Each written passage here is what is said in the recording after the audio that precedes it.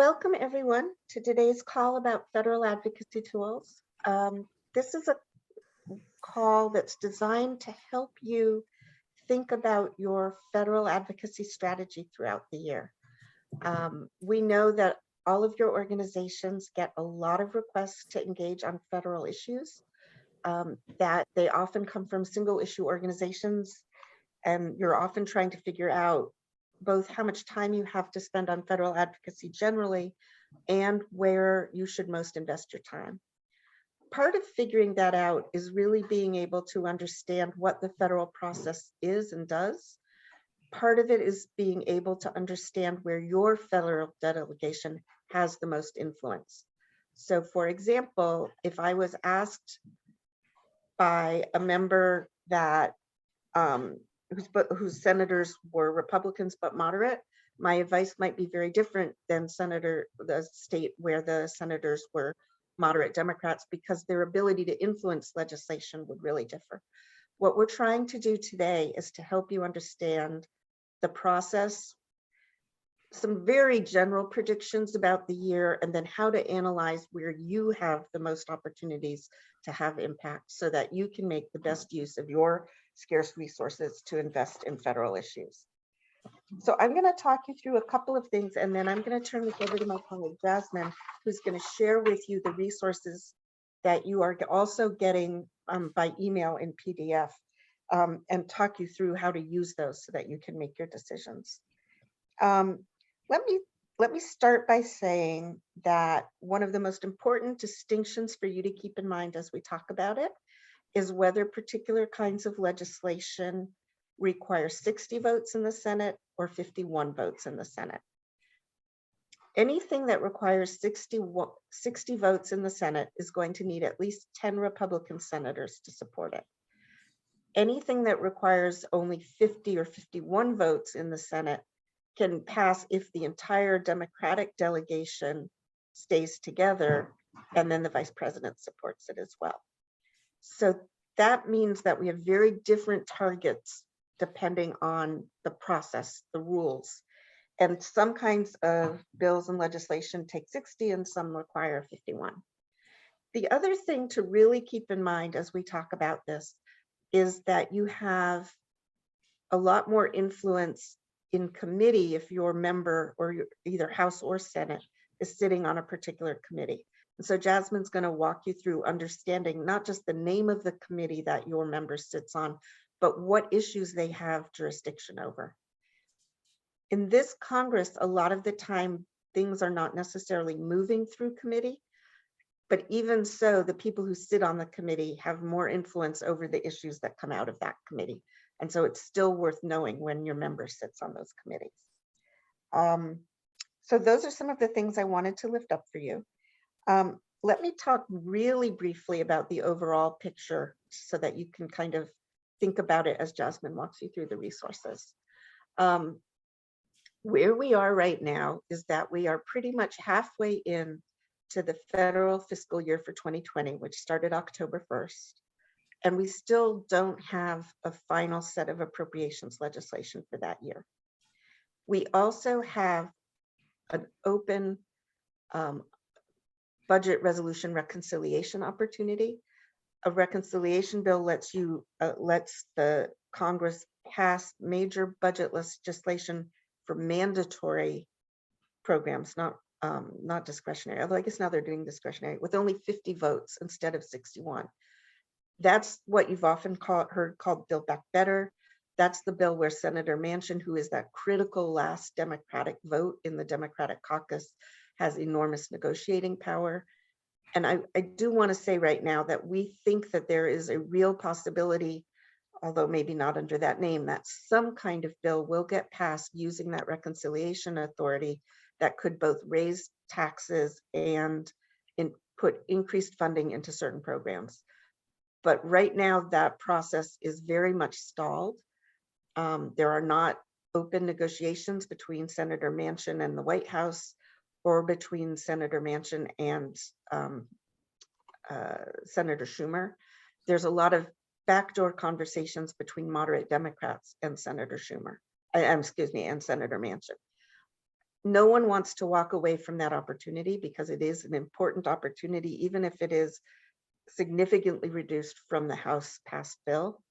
And as a result, that has now stalled the fiscal year 2023 process, because normally under normal practice, we'd be working on the 2023 budget rules, and that hasn't even really started yet.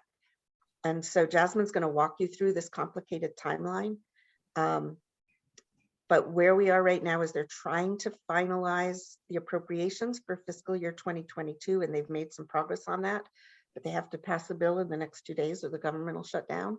And they're still trying to figure out a way to get Senator Manchin on board on a budget resolution bill, not a budget resolution, but a budget reconciliation bill that will get passed, that would include some increased investments in families.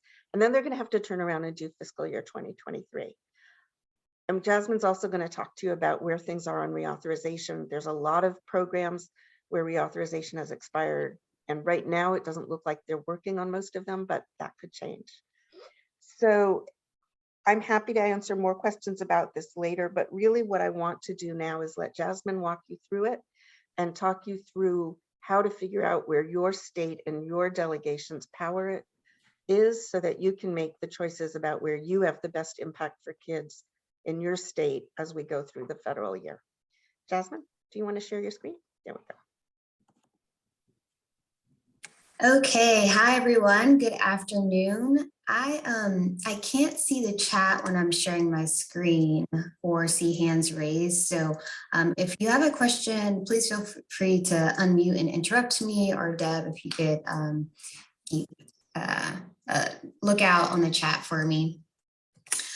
So we put 5 resources in this one document, which is our federal tool that we update annually.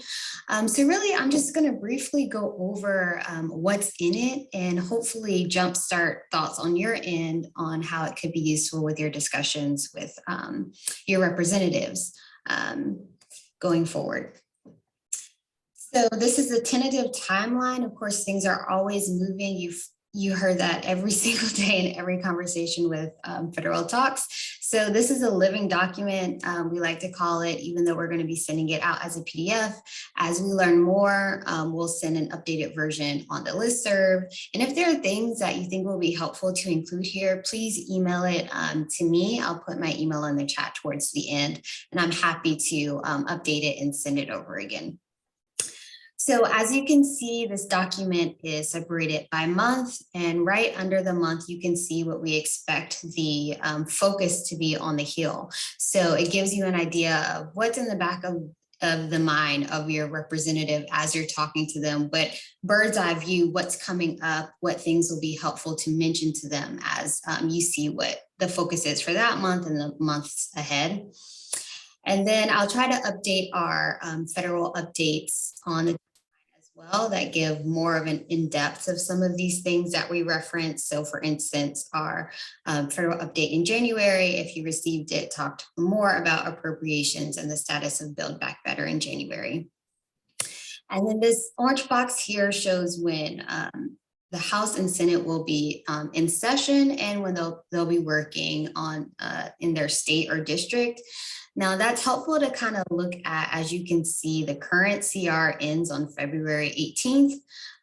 And you can see here, the Senate goes on recess starting or after the 18th. So helpful to give you an idea of the deadlines that are on the federal level coming up.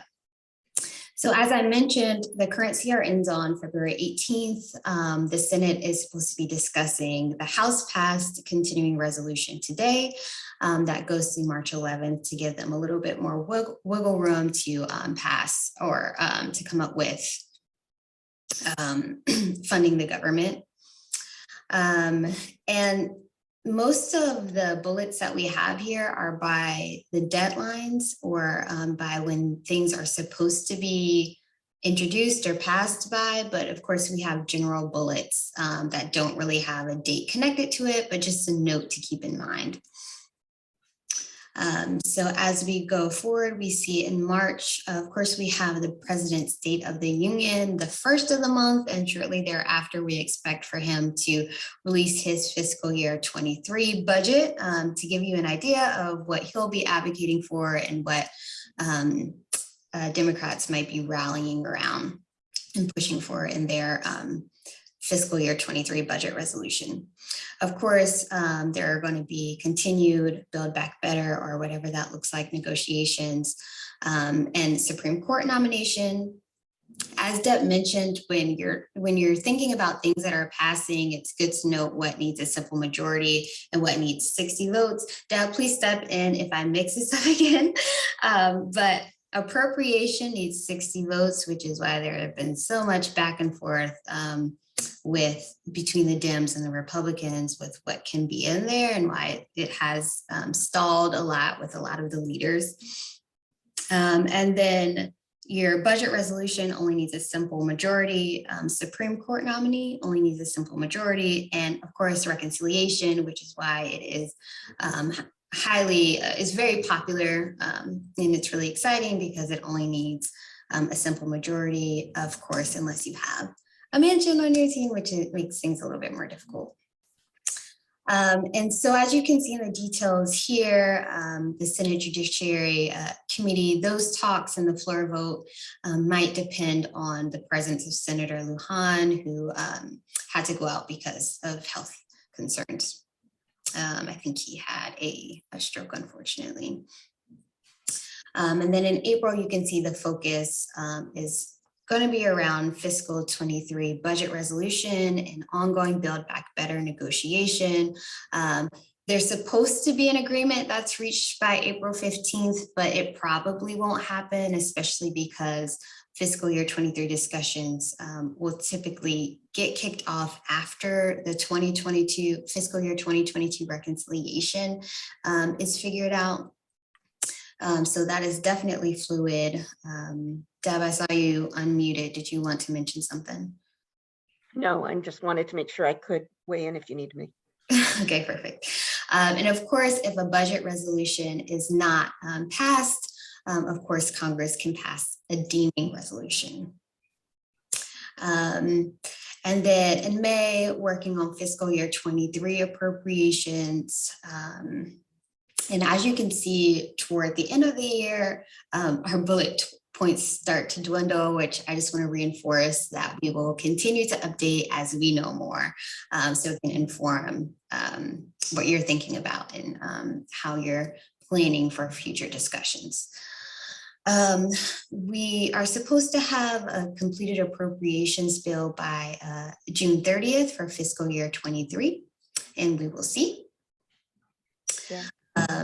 And then we just have some deadlines that are supposed to be hit September 30th. Obviously, fiscal year 22 ends, so we need to fund the government or have some type of continuing resolution for 2023 before the end of September. We just have a reminder that states have to obligate a lot of those CCDBG relief funds by September 30th. Just to see on your radars, you're thinking of things happening on the federal level.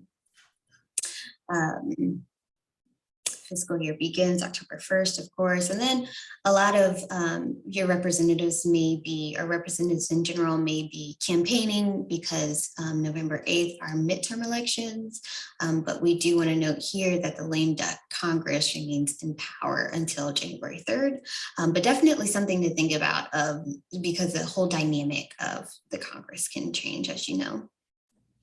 And we mentioned some other mandatory things that will be happening toward the end of the year as well. So before I go to the other documents in this federal tool, does anybody have any questions or need clarification? I do want to mention a couple of things. One is that even though the formal 2023 budget process isn't starting because they're trying to get that reconciliation bill through, and of course the final appropriations bills for 2022, you can already start talking to your members that sit on appropriations committees about the importance of programs for 2023. Right now, they're still getting budget requests from members of Congress everybody sitting on appropriations gets budget, colleagues coming to them and saying, support this program or that program. And they are doing some preliminary informal thinking about it, even though the formal hearings in the House and the formal development of the bills won't start until early May. And secondly, when Jasmine said that we should have a bill by May, she meant by June, she meant out of the House. The House has to be the originating source, and then it would go over to the Senate after that. The final bills in theory are supposed to be done by September 30th for the next fiscal year. But as you can see, since we're already in February and we don't have the current fiscal year done, the chances of that are not good. I'm looking at Bill McKay's question about when scheduling questions around CAPTA, VAWA, and McPhee, which is the home visiting bill. I think the short answer there is that there's a lot of conversations happening right now that are very informal. And it's certainly not, you certainly could start talking to your representatives about them now. There's also, I should just mention, a bipartisan push in the Senate to work on mental health issues, which there's one subcommittee of the group working on that that's specifically around children and youth access to mental health care. And that could also have some bipartisan momentum. I don't expect a lot of visible action on any of those in the next few months. The next few months are really going to be, the primary focus is going to be on getting the 2022 appropriations bills done, getting a Supreme Court nominee through once they're named, and trying to get a budget reconciliation bill negotiated with Senator Manchin and passed through the Senate. And the other thing that makes that all more complicated is, as Jasmine mentioned, Senator Lujan had a stroke, and they do expect him back in March, but strokes are non-trivial medical events, and there's no guarantee he'll be back then. And if they don't have him back, they can't pass even the Supreme Court nomination. Anything that takes 50 votes, they can't pass unless they pick up at least one Republican, which is, makes it all much more challenging. I will say that child welfare legislation in Congress has almost always been heavily bipartisan. And so that's one of the few areas where I do think that we will see some progress moving on over time, even as we run into really partisan challenges with some of the other areas. So I just I don't know if that's as helpful as I'd like it to be. And so one of the things I meant to say before I turned it over to Jasmine that I'll say now is that we send out regular updates on what's happening. If you are not on our federal advocacy listserv, I encourage you to get on it. And I'm going to pop an email in the chat where you can just send to get asked to be on it, which is our colleague Caleb, who is not on this call but can add you. And we also, when there's big developments, send them out through our constant contact listserv, because for that we try and make sure that everybody's informed. So we'll try and keep you updated as things are moving, but you shouldn't wait until things are moving. One of the reasons that we're doing this call is to really help you figure out where you have leverage and use it early, rather than waiting until the very last minute and saying to you, oh, there's going to be a vote next week, try and speak to your legislator now, which is not really, as you know, the most effective way to do advocacy, and it may not fit with your calendar. We want you to be able to plan your year out in terms of understanding where you have power and influence. And as I said before, that depends both on whether an issue requires 60 votes or 51, and where your members sit on committees, which Jasmine is going to keep talking to us about. Okay, thanks, Deb. And for those who are joining from the Spark Network, I will also forward our federal alerts to the Spark listserv, so you don't have to join the federal listserv. And I will continue with the resource package. And I also put my email in the chat if there's something on here that you think would be helpful to see. Thank you, Tiffany. Then I'm happy to include that.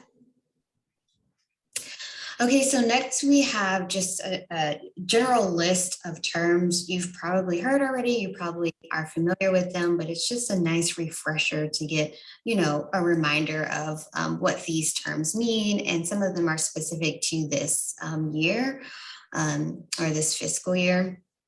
So we do a quick overview of appropriations. You can read them here: budget resolution, continuing resolution. I realize that we don't have a deeming resolution on here. So things like that, if you think would be good to add, we can definitely do that. The debt ceiling, discretionary programs, mandatory programs, entitlement programs, it can all be a little confusing. We have in-depth on reconciliation, which is obviously Build Back. The vehicle that Build Back Better is going through.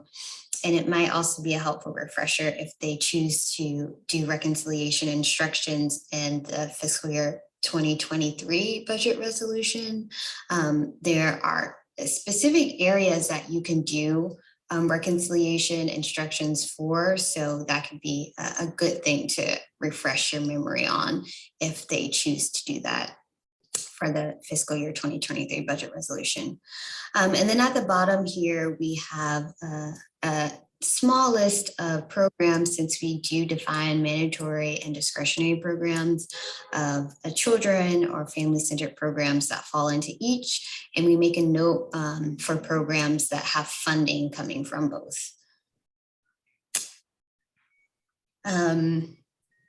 Again, just a reminder, feel free to interrupt me if you have any questions or comments. The next resource that we have that Deb mentioned were these key committees for children's issues. So before I go into the actual resource, you see something hyperlinked here. I'm going to do a new share really quickly. I think it was okay. I could see the committees. Right, I do want to go on a separate, oh no, I had it up. So you can see the Excel sheet of that hyperlink. Oh, yes. Give me one moment. Okay. We are. Okay. So this is what this hyperlink leads to. It's an Excel that we released previously, and you can see by state committee and subcommittee your representative sits on, and a brief overview of the jurisdiction that is associated with that committee or subcommittee.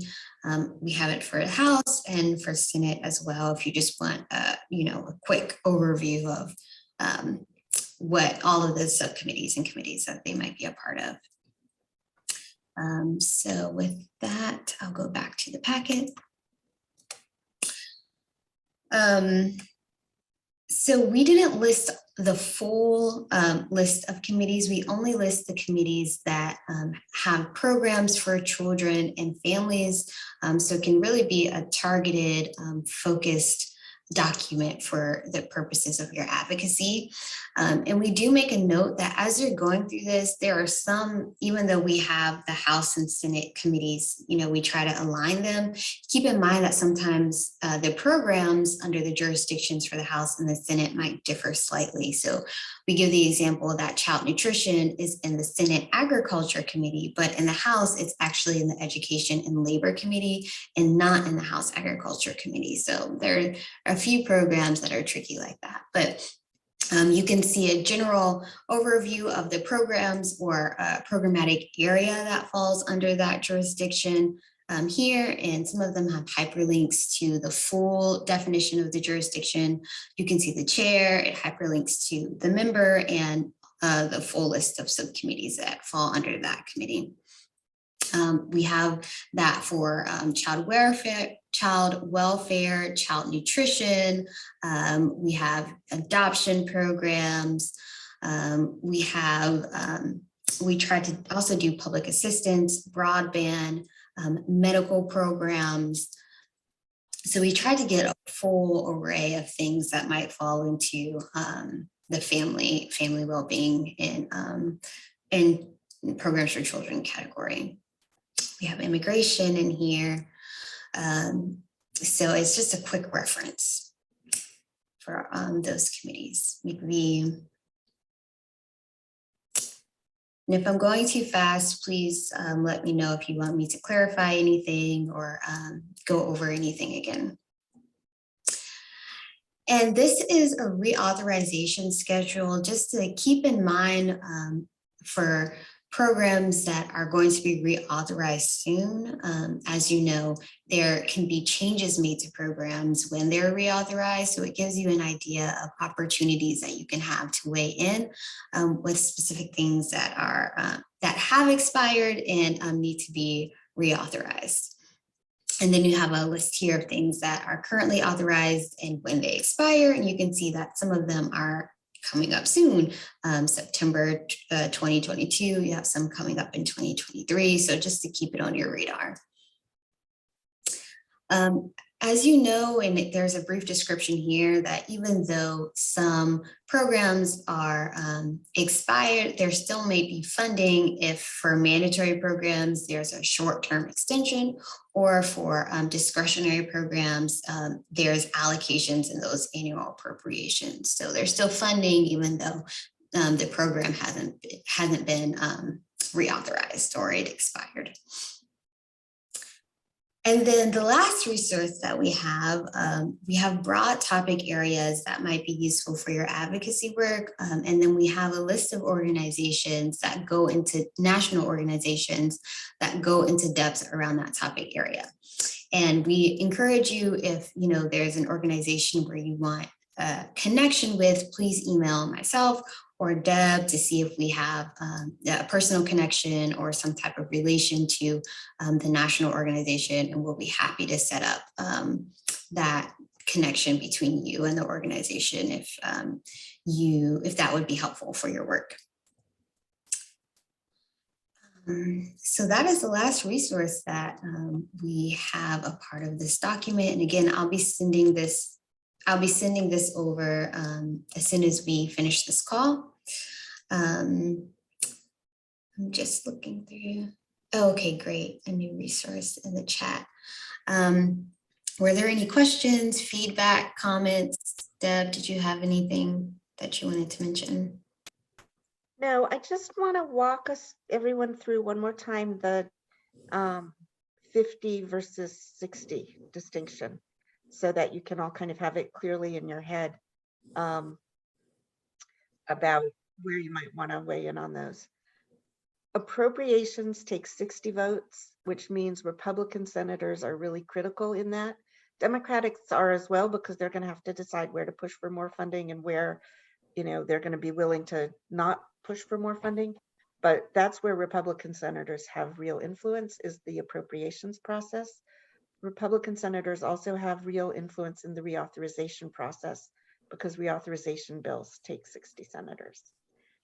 When it comes to the budget resolution for fiscal year 2023 or reconciliation bill, the reconciliation bill that they're currently working on, that's where you're looking just at the Democratic caucus. I say that because it's been made very clear that there's no Republican that's likely to vote for a reconciliation bill. But if you think your Republican senator might in fact vote for some version of the reconciliation bill, by all means, talk with them about it. I don't mean to discourage bipartisan activity at all. I'm just trying to give you a picture of where things are right now. So that's kind of the breakout. Annual budget expenditures and reauthorization, your the full delegation for reconciliation, and of course the Supreme Court. Actually, the Supreme Court only needs 50 senators plus the vice president, but it is entirely possible that some of the Republican presidents will vote for whoever the eventual nominee is. I don't know how many of you are likely to work on the Supreme Court nomination, but you should at least be aware that's the dynamic. It's very hard to say a lot about programs coming up for reauthorization, because in theory, they're supposed to reauthorize programs before their authorization runs out. And Congress has for a long time just not done that. They either do kind of temporary short-term extensions of the authorization where that's needed to secure the funding, or they just keep funding the program even though they haven't done the reauthorization. But to understand what reauthorization is, that's where they actually write the program design. That's where you're going to be able to get changes in how the program is designed. As opposed to appropriations, where typically what you're just fighting about is the dollar amount of the money. Now, sometimes you might be fighting for money for a particular program that wouldn't otherwise be funded, but basically the appropriations process is just about money. Authorization is about changing the structure of the program. I will mention, particularly for those of you who are in the Spark network, whether you're partnership members or not, that we are, and here I mean the partnership on behalf of Spark, we're co-hosting with Foster Club a state advocates table, working on a big campaign called Journey to Success to try and reshape the Chafee program for kids aging out of foster care. I don't expect that to pass in 2022, but I do expect there to be a lot of engagement and conversation. And if that's an issue that's of interest to you, I would encourage you to think about weighing in on it with Congress, because I think ultimately there could be really positive outcomes. I just think it's not going to happen in this year. As Jasmine just noted in the chat, the home visiting reauthorization expires in September of 2022. So there is going to be a big push around that. There's a very high likelihood that it'll get temporarily extended before the permanent reauthorization happens. But there is, a real possibility of making some change there. And it certainly is something where you can probably get your delegation's attention and talk to them about changes you want to see in the home visiting programs. I'm not hearing any conversation about redoing TANF or childcare or a lot of the other big children's programs. I think right now what it looks like is they're just going to keep getting short-term extensions. And I think that's because the Democrats don't want to negotiate the details of the programs with the Republicans. And since it takes 60 votes to get reauthorizations through in the Senate, and those are not areas with a lot of bipartisan agreement, they're just going to keep extending it rather than trying to negotiate something and in their view, potentially weakening the program. So the opportunities in reauthorization primarily are where there's a lot of bipartisan agreement, and therefore they can plan on moving it with 60 votes in the Senate. And so that very generally is where the risks and the rewards were on reauthorization. Does that help answer the question a little bit? Yeah, I'm seeing Adriana at least is nodding her head.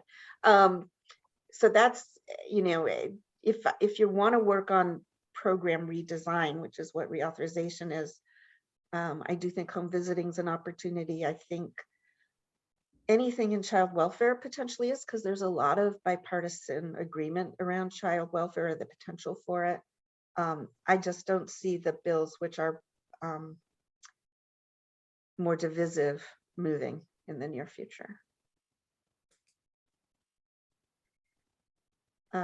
What I encourage you all to do after this call is just go and look and see what committees your delegation sits on.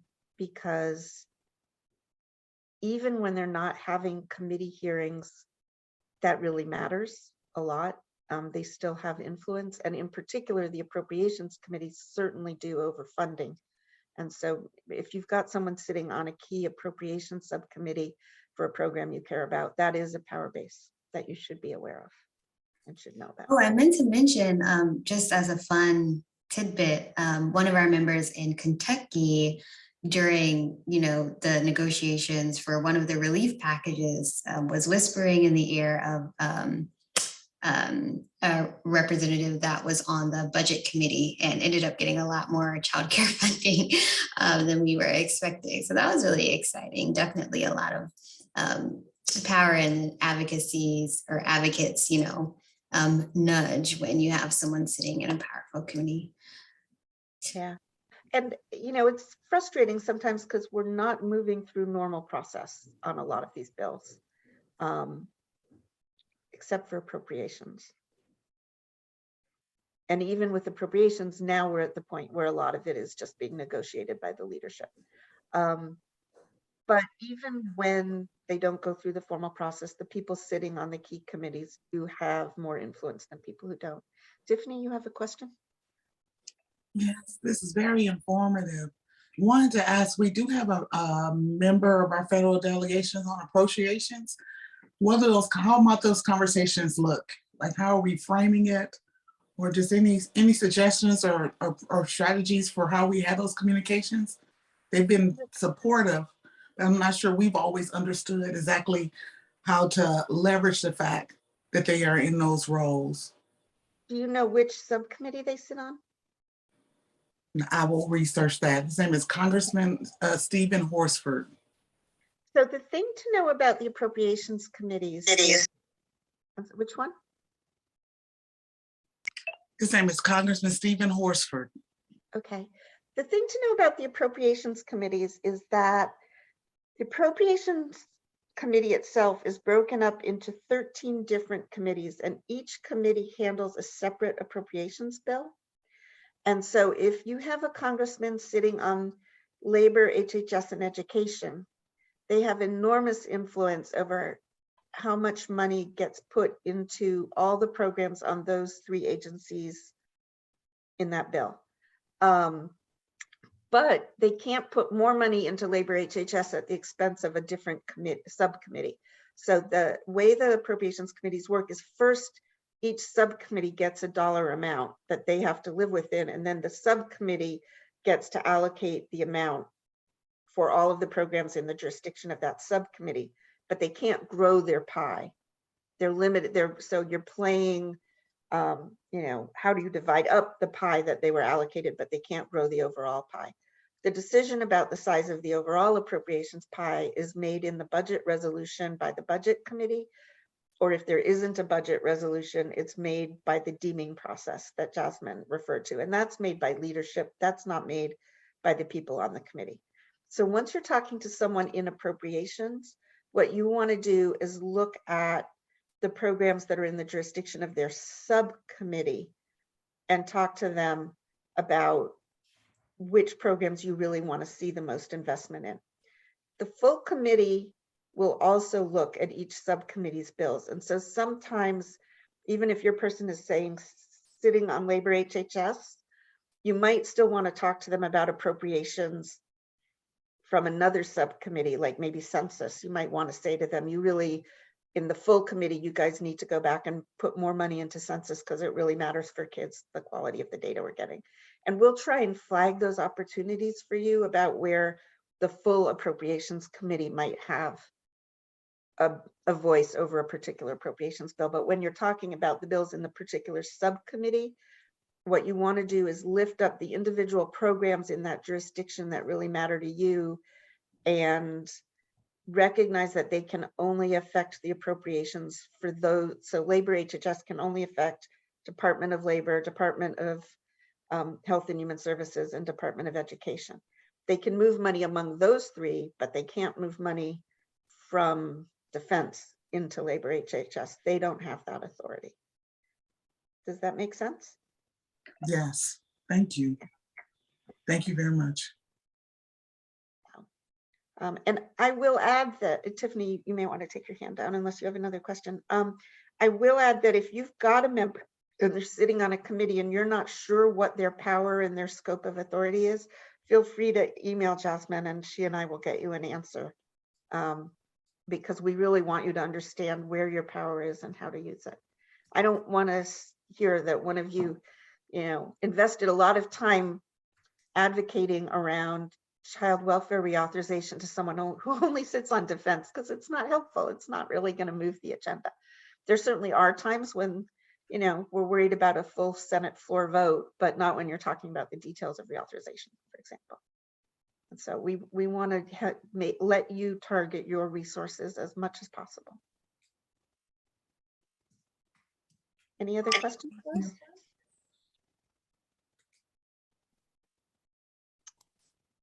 I have a question. Sure. So we do some federal advocacy. So this is more somewhat hypothetical, but part of the issue with us is that we kind of bounce in and out, of our federal advocacy, and we're not very consistent. So if you were talking to an organization who was kind of starting from scratch on their federal advocacy and they had very limited capacity to offer to it because they're focused on whatever else, for us, it's, state level policy. Where would you start? Like, what would be the first couple of things, and for us, we don't want to make a big ask, or really an ask of our delegation before we start to build a relationship, but we also don't want to waste their time, either to provide information that, isn't helpful. So how would you, where would you start for an organization who wanted to get into this, but didn't have a lot of time? And then how would you start to build a relationship with your delegation? So where I would start is by understanding where my delegation's power is. I would look at each of the senators and representatives committees roles. And I would also look to see if they have senior positions within the party. What, and if so, what they are. Some people sit particularly on the Republican or the Democrat policy committee. They're going to have more influence over how policy is developed, for example. That lets you understand where it's even worth bringing issues up. If you have a member who sits on a children's appropriations committee, you can talk to them in great detail about the importance of that program and funding it. If they sit on appropriations but not on a kids committee, then you only want to go to them when it's an appropriations debate at the appropriations level. If they just sit on defense, you want to talk to them when big bills are coming to the floor. Once you've figured out where your power is and where it aligns with what you do, then you can figure out how much you can do without making a big lift. That is, if you're working extensively on healthcare in Kansas, you've already built up press attention to it, a coalition, members of your state legislature who may be very concerned about it. And you've done that because that's what you want in your state. It's really easy to then turn around and leverage that for your federal work, And so you can then meet with your senator and say, Senator, we want you to understand that, I don't know, Medicaid expansion is something that actually there's huge support for in Kansas. And, we ask you to support efforts to extend Medicaid in Congress. We understand this bill is moving that would make that easier. I want you to know that it really matters to people in Kansas. And you don't have to do a huge amount of work because it's already what you're working on and the relationships you've built, right? Sometimes it may be an issue that matters a lot for kids that you haven't worked on. I think a lot of people have not been working on children's tax credits and now it's in Congress, but you're still in a position to talk about what kids in Kansas really need and to pull the data from the household pulse survey. Build on what you've already done so that it's not a big investment for you. You guys are working on what kids need anyway. It's just a matter of bringing that information to the federal level. When you're ready to go in and meet with them, I do recommend trying to do a meeting with them that is an introductory meeting before issues get hot, where what you do is you tell them who you are and what you do. You share with them some of the things that you've accomplished for kids in your state. You make them understand without hitting them over the head with it, that you have power and influence in your state, that you can get things in the press, that you have moved legislation, that you have strong relationships, so that they understand that you're a stakeholder they want to listen to, and you offer them help. So you say, we'd be happy to add you to our regular newsletter if you want to see it, to stay on top of what issues are going on in Kansas. Here's a list of our staff with their issue areas and their phone number. If you have a question about children's health care in Kansas, this is the person you contact. You try and set it up so that they see you as both a resource and a stakeholder that they want to stay on good terms with. And that way they know you. And obviously, if they ask for follow-up information, you provide it. And then you've started to build a relationship. So when you need to go back to them on a particular issue, you're not a stranger coming out of nowhere. Does that help? Great answer. Good. I'm glad.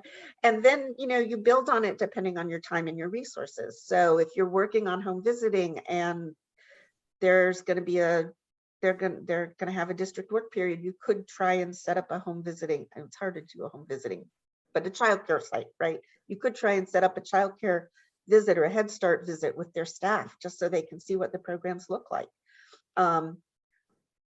We've known those home site visits for childcare and home and Head Start to be really powerful. I actually really recommend that as a strategy.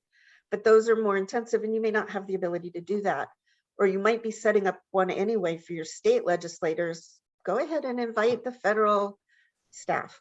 If they can make it, great. If not, at least you've created an opportunity where they know that you're trying to give them information. I did want to co-sign on everything Deb said, and I will say that some of the strongest stories that I've heard is, of course, different legislative offices have legislative aides, and they have short capacity, and they're trying to meet deadlines. And so there's a lot of times when they're like, I need the main child representative organization to like get me up to speed on this. And I think building a relationship definitely helps to put you in that position. And I also think that something that's really simple and easy is just using social media to thank your federal representative for passing things that are good for children.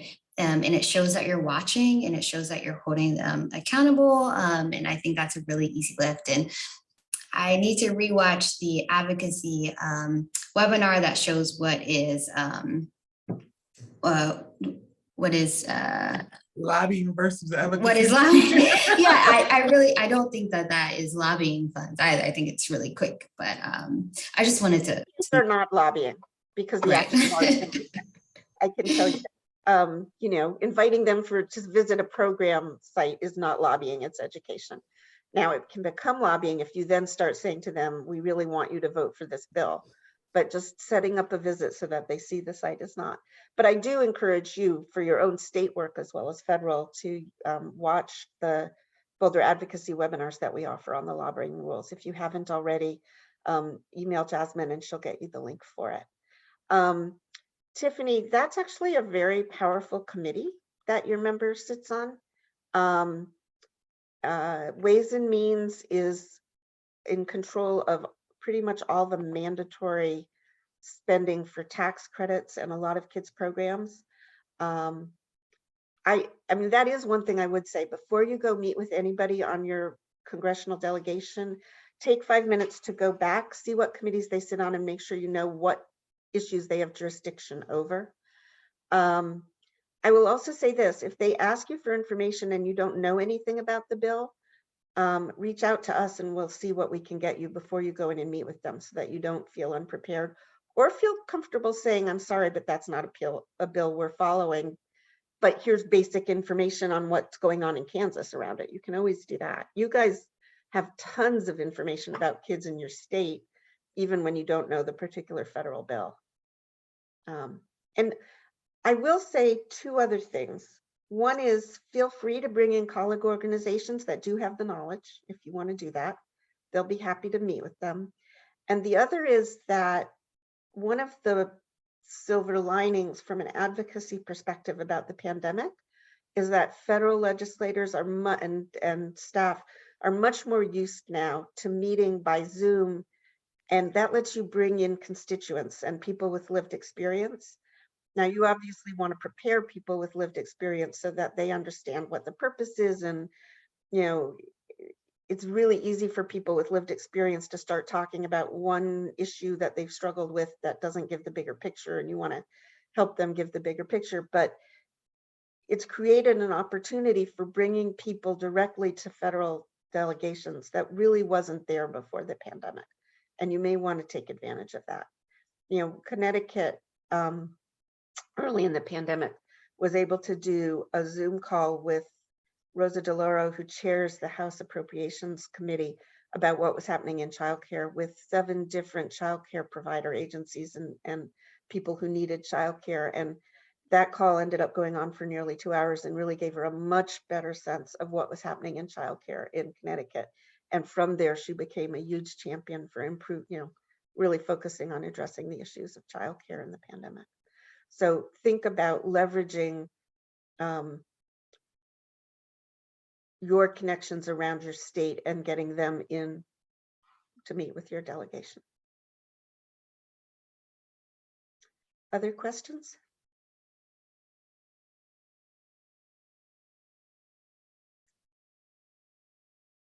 Okay. I think that's everything. Jasmine will send around the tool.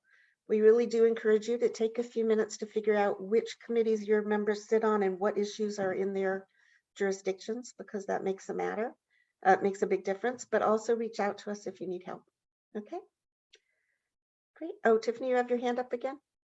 Yeah, I just had a quick question, and since we're wrapping up, we've had opportunities to co-host, co-convene or co-host listening sessions for several members of our federal delegations. As you think about that, are there seeing it as an opportunity to engage? Are there particular things that we should be thinking about when those opportunities arise? Like, for example, one of them was a session with some parents from Early Head Start about the child tax credit, and Congressman Horsford, who has been a strong advocate for that, was pushing for that, and we did it as a part of our economic well-being. It included those parents, but were there some other considerations or things that folks think about in this work generally that we should always make sure is a part of these engagements or opportunities?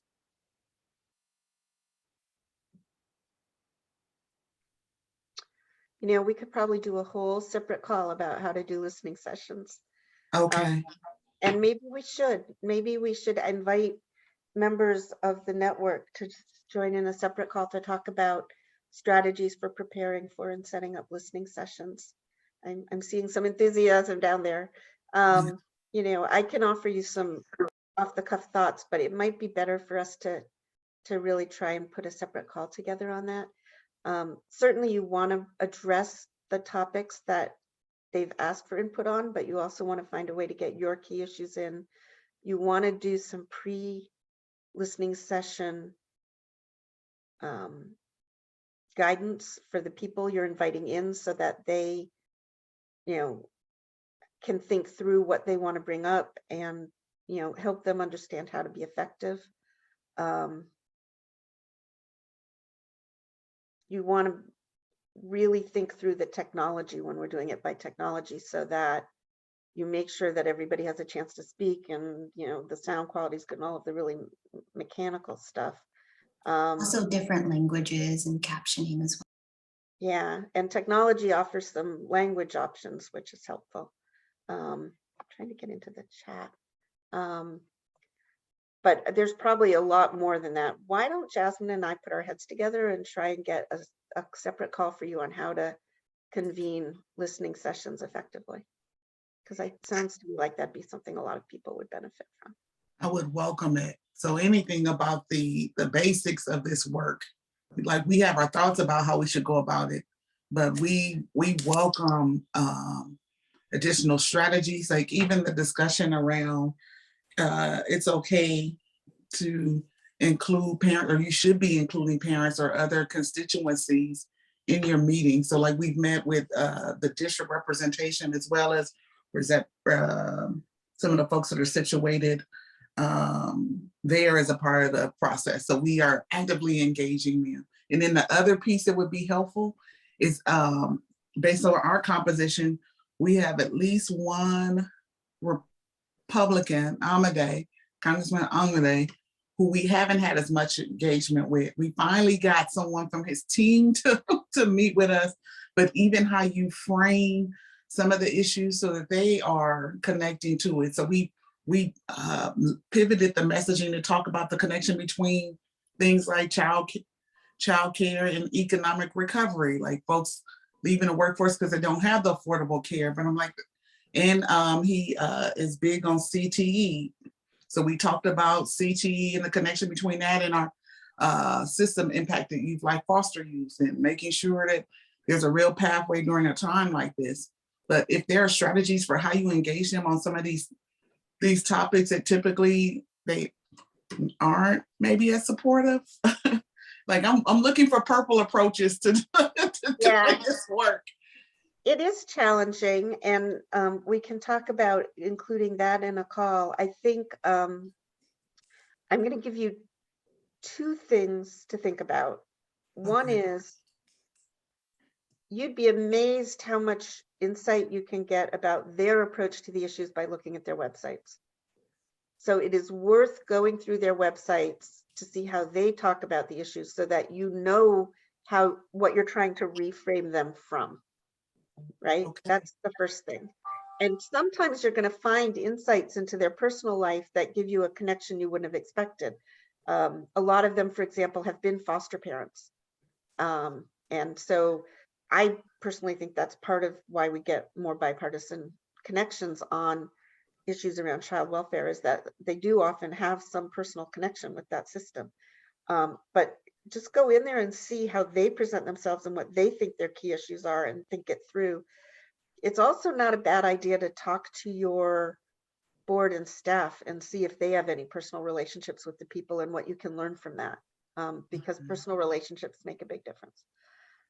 The second thing I'll say, which is completely different, is one of the biggest strategy decisions you need to make for listening sessions are they open to the press?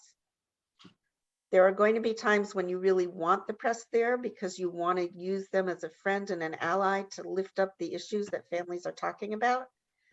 And you want to hold the representative accountable for commitments they make in the session. But by the same token, you're not going to necessarily get full honesty if they know the press is listening. And there are people who really don't want to be put on the spot, and you may make more progress if the press is not there. It comes down to knowing the individual member of Congress and what's going to be more effective. But you definitely should think it through in advance and either decide you're inviting the press or decide you're not and work actively to keep them out. And, there's no one size fits all on that, but it's something you should think about either way. I will say that we're coming up on time, so I definitely understand if you had to run. But Tiffany, just want to mention, from what I've seen of really effective meetings, is the power of stories and how people have used them. So I know in Connecticut, they had a young lady who talked about childcare to allow her to go to training, how it was pivotal and life-changing for, the well-being of her and her child. And I know Delaro used that story a few times as the mother was crying, like it kind of brought her to tears. And I think that kind of breaks down partisan walls as well, because if you hear someone's story, it's not really like a position, that's someone's life. So I think using stories strategically I've seen is really helpful. And Rhode Island also, like, not just the criers, but the I'm watching you advocates. There was one advocate who was saying, okay, bye, Adrian, who is saying, I voted for you and I'll vote you out. We have a coalition and we're watching what you're doing and we don't approve, so I think having those bold or strategic stories can be really powerful for that type of setting as well. And we do have in our YouTube channel several webinars on storytelling that you may want to, if you're going to put one of these together and you want to think about how to use stories, you may want to go back and look at those webinars and see what's helpful there for you. That's incredibly helpful. We're in the process of doing a cohort of parent ambassadors, like empowering parents to advocate, and recently brought in an oral historian from one of our higher ed institutions to kind of talk through that framing. But if there are specific resources that we can leverage on the site to support that or complement it, we welcome that. I'm sorry that I have not been as tech savvy, so you haven't seen me on the listservs because I'm like, how does that work? Or some of those things. But it's a lot of them. I'm working to learn. Jasmine, when you send out the documents, you might pull some of the storytelling webinars and include them. Okay. And we'll get you those. But I think we will go back and try and think about how to put a storytelling, how to do a listening session. And Alyssa, we might also want to work with Foster Club on how to do that specifically with youth aging out of foster care, to help people think that through. But I don't want to offer a whole lot of guidance on that because I think it's a big topic and I don't want to say a few words and then have you guys think we've given, and I wouldn't pretend to hold myself up as a big expert on it either, but what we can do is put together resources that will help you guys. I personally welcome the support and want to say it's timely. Another role that we're serving is convening a system impacted youth board for the state in our largest county. And so even giving those youth some resources for that discussion, particularly as we've been focused on transition, whether it's higher ed, independent living skills, or workforce development as a part of our work, we would welcome being able to hand them some additional resources to help them with like claiming their own narrative and speaking from that place. Yeah, when I talk about preparing people to speak in these events, I'm not talking about putting words in their mouth or taking over their narrative. I am talking about giving them ways to prepare and give them confidence so they feel comfortable speaking up and helping them articulate their own story. There's a big difference. Agreed. So we welcome those resources. Please share. And if it's helpful, Tiffany, to have a separate conversation with just the two of us or a few of us to see what would be helpful that you're doing for us to provide, happy to schedule something as well. I will welcome that. I'm finally coming up for air after I think onboarding for about 1.5 years now into this work. And I'm at a place where I think I can make sense enough of it to be able to actually use it and be a little more effective. So thank you. All right. Well, feel free to reach out to Jasmine. I say Jasmine not because I'm not available to you, but because she's I'm pretty, my email is out of control. There's just no other way to say it. And Jasmine's more responsive immediately. So Jasmine will grab me if she needs me, and she can often manage with your questions herself. So we hope it's useful. And Jamel, and Mariah, if you have any questions, feel free to come off mute and ask them, or we'll look forward to talking to you later. Yeah. All right. Take care, everyone.